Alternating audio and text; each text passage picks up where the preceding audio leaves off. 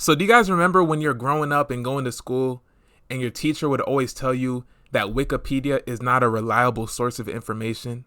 Well, it turns out that they were right. And this video is going to prove that, right? Because apparently there are Islamic extremists that are allegedly taking over Wikipedia. And I guess they're changing information. I haven't watched this video, and so we're going to watch it together. I do want to ask you about the Wikipedia thing, though. This is really interesting. I don't know if you guys have seen this.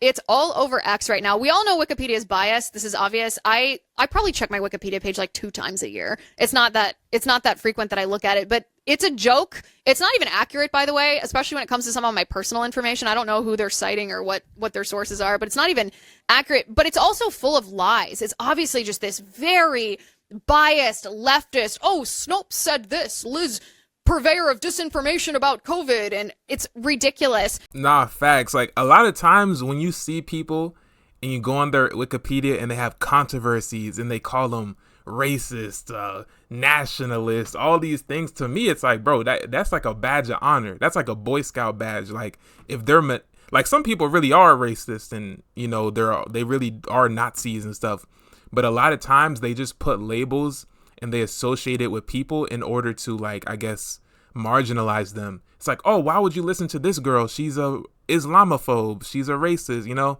I feel like, and this is just me, I don't want to speak for other people here, I'm almost desensitized to it because it's been so biased for so long. But I will tell you, when I was talking to Spencer, when we were discussing this show and discussing, like, oh, is the Wikipedia story, like, what is this? I got more interested in the Wikipedia story when I was reading your reports on it, because it seems like you're saying that this isn't just a grassroots effort, a kind of biased CNN style, like, don't take them seriously, they're just stupid leftists, that this is information warfare that's happening on Wikipedia. Is that an accurate characterization of what's happening? Absolutely. It's information warfare conducted by ideological actors, by state-aligned propagandists, by groups that are tied to foreign terror organizations across the board, because each of them has understood how easy it is to basically hijack any, not just article, but any topic area. So that could be the topic area of American politics, it could be Israel-Palestine, it could be any number of things. It only takes about a dozen, maybe, dedicated editors to completely conquer or infiltrate a topic area and implant their own viewpoint on it and spread these kinds of falsehoods freely. So, I mean, a foreign terror organization, that's the word that, or the phrase you just spoke that I'm fixated on. Explain that to me.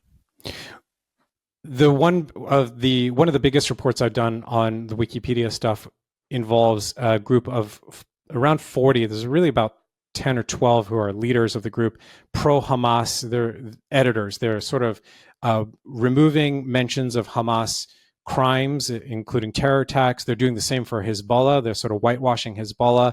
They're acting on behalf of the Iranian regime. They're removing human rights abuses listed on Wikipedia.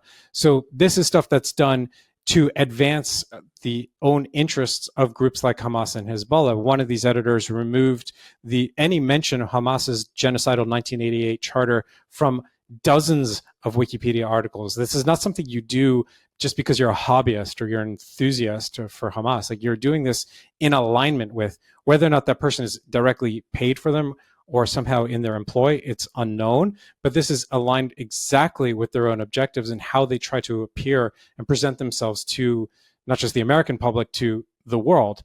So the damage is immense because Wikipedia is not a walled garden. What is on the site doesn't stay on the site. It gets pulled into ChatGPT, into Gemini, into every frontier AI model. It basically populates all of Google on a topic search.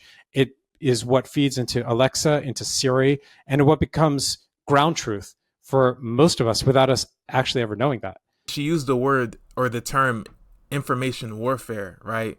And I think that's like Alex Jones' name, InfoWars. But, like, that's a real thing. Like, it's crazy to think about, but, like, most people, they just passively just accept, like, whatever is on Wikipedia.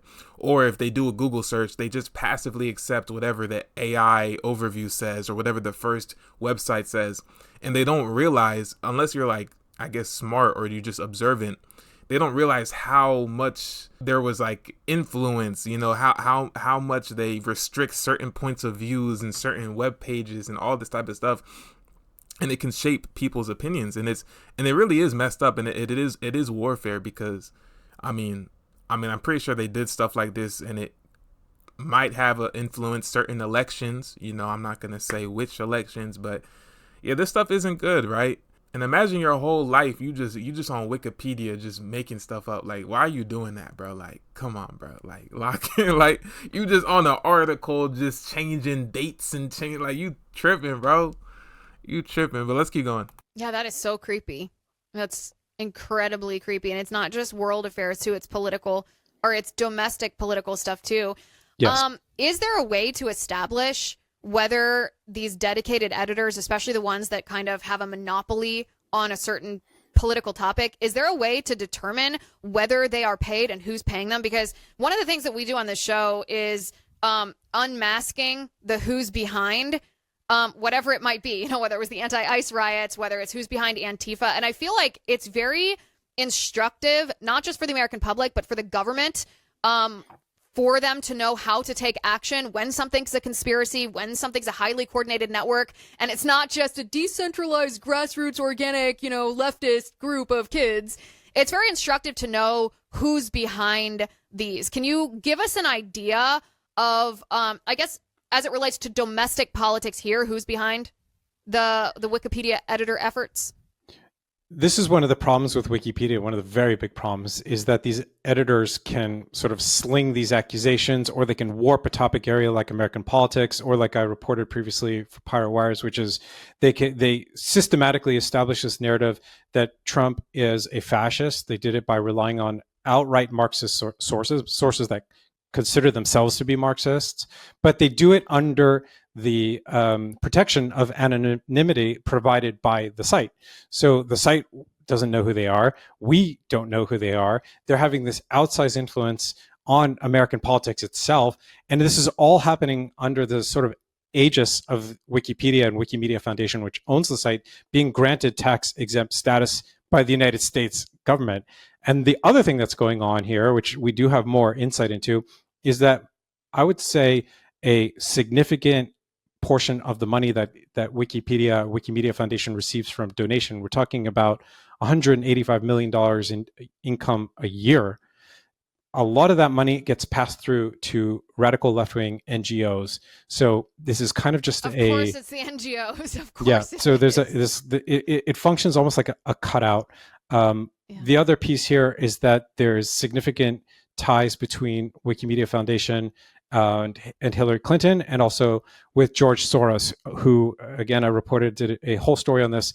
A lot of Soros's most senior people were put into or came to Wikimedia Foundation in 2017, which is right at the time Wikimedia Foundation redefined the mission of Wikipedia from just being an online encyclopedia into becoming a social justice movement powered by DEI.